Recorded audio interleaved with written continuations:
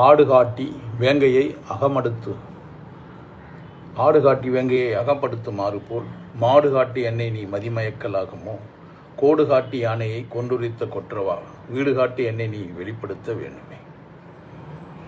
ஒரு ஆடு பூ வச்சு வலையில் வச்சுட்டு ஒரு பொறி வச்சு புளியை சிங்கத்தை இதெல்லாம் பிடிப்பாங்க.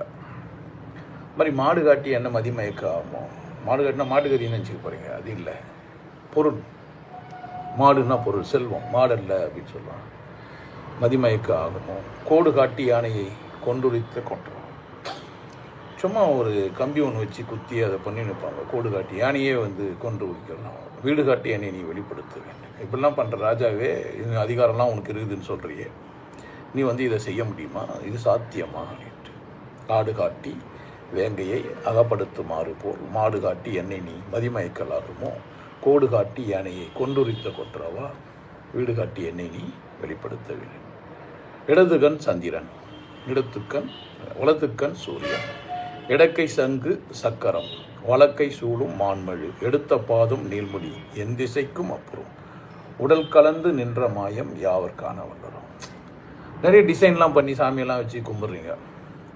வலது கண்ணை சூரியனும், இடது கண்ணு என்ன சந்திரனும் படம்லாம் வரைஞ்சி சங்கு சக்கரெல்லாம் போட்டு இதெல்லாம் பண்ணுறீங்க. நீர்முடியெல்லாம் வச்சு என் திசைக்குமா. ஆனால் எல்லா திசைக்கும் அப்புறமா இருக்கிறது எனக்குள்ளவும் கலந்து இருக்குது, அதை எல்லாரும் தெரிஞ்சுப்பாங்களா? ஒரு பொம்மையை எல்லாராலையும் பார்க்க முடியும், தெய்வ வழிபாடு நிறைய வாட்டி சொல்லிடுறேன். ஸோ இடது கண் சந்திரன், வலது கண் சூரியன், இடக்கை சங்கு சக்கரம், வலக்கை சூழும் மான்மழு, எடுத்த பாதம் நீள்முடி, என் திசைக்கும் அப்புறம் உடல் கலந்து எங்குமா வியாபிச்சிருக்கிற அந்த பரவெளியை, பரபிரம்மத்தை, சுத்தத்தை, சூன்யத்தை, வெட்ட வெளியை, எனக்கானதாக நிற்கிற ஒன்று எல்லாரும் காண முடியுமா? யாவர் காண முடியுமோ? யாரெல்லாம்?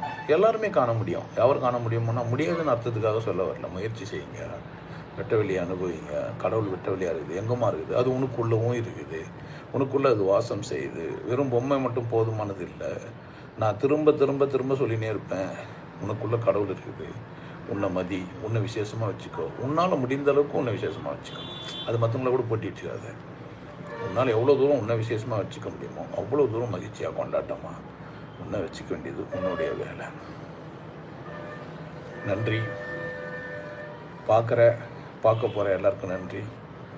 நந்தகுமார், அந்தோனிராஜ்,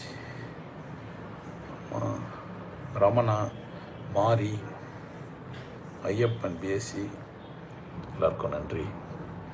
நான் இந்த வீடியோ போடுறதுக்காக தான் உங்களை கூட லைவில் பேசுறது நோக்கம்ல. எனக்கு என்னுடைய குருவோட வீடியோவை ரெண்டாக போனதுக்காக போடுறேன். இதெல்லாம் வந்ததுக்கு ரொம்ப நன்றி. எல்லாருக்கும் பகிருங்க, எல்லாருக்கும் பகிர்ந்துருங்க. எல்லோரும் நீங்கள் ஒரு பங்காளியாக இதில் மாறுங்க. ஆனந்த வாழ்க்கை வரலன்றவங்க அந்த சேனலில், சிவகி சேனலில் ஆனந்த வாழ்வுக்கு போய் சேரலாம், சேர்ந்துக்கோங்க. வேற ஒரு சந்தர்ப்பத்தில் பார்க்குறேன். நன்றி.